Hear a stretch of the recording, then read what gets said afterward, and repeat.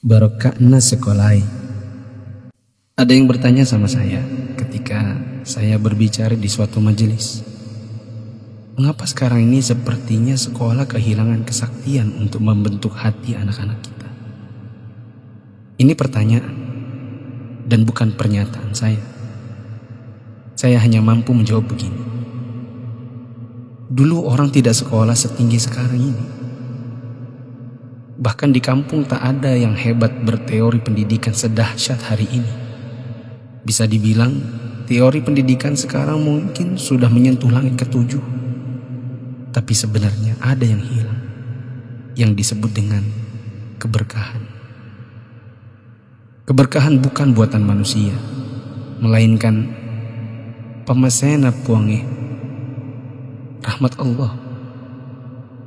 Bukan sekolah yang membuat orang sukses, tetapi Allah lah yang berada di balik semua kesuksesan manusia dalam usahanya.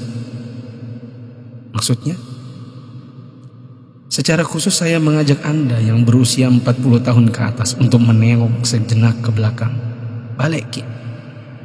Ingat waktu kita sekolah di SD, yang nafas tak baru setengah-setengah, kita sudah disuruh ke sawah, membantu guru matanik menanam padi, membantu guru mencari kayu bakar di daret, di kebun, mengambil air untuk dipakai guru di rumahnya, disimpan di gumbang.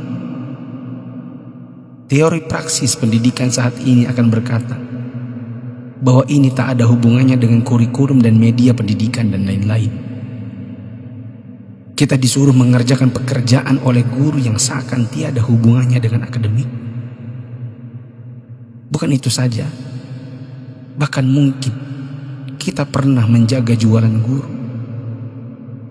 Tak hanya itu, kita kalau dipukul oleh guru hingga setengah hidup, atau masengo, mimisan, akibat pukulan mistar kayu guru dan jangka pelingkar yang ujungnya runcing.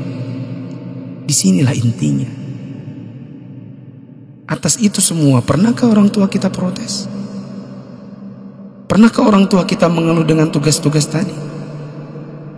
Pernahkah orang tua kita melarang kita ikut ekskul dalam tanda kutip yang saya sebutkan tadi, mencari kayu, mengambil air? Sama sekali no. Orang tua kita tidak pernah mempersoalkan. Inilah mata air yang mengalirkan keberkahan. Atas kesabaran orang tua terhadap dunia persekolahan, Allah pun menurunkan rahmatnya.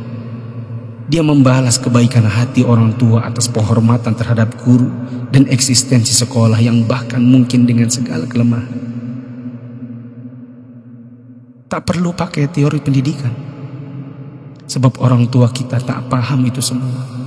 Tapi teori dan kehendak Allah yang berlaku. Inilah yang disebut dengan barakah, keberkahan. Boleh jadi kita sudah jauh berjalan, tapi mari kita tengok sejenak betapa hebatnya pendidikan orang dulu. Kebodohan guru zaman dulu dengan ekskulnya, serta kesabaran orang tua dengan ketidakpahamannya, rupanya membuat Allah Ta'ala menurunkan barakah pemasai. Atas berkat rahmat Allah, bukan hanya bagi guru, tidak juga hanya untuk orang tua, bahkan keberkahan itu pun dinikmati oleh anak didik. Tengoklah sekarang, orang tua memenjarakan guru, anak memfitnah gurunya, dicubit bilangnya ditempelek, diajari katanya dicaci maki, dinasihati lapornya dihina, ditegur ujarnya dipermalukan. Bagaimana mungkin berkah Allah bisa datang? Anda yang berumur 40-an, pernah kita melakukan ini? Bahkan kita membohongi orang tua karena melindungi guru. Kalau perlu orang tua tak perlu tahu apapun keadaannya. Itulah sebabnya di akhir sekolah dahulu kita selalu menyisakan air mata kebahagiaan.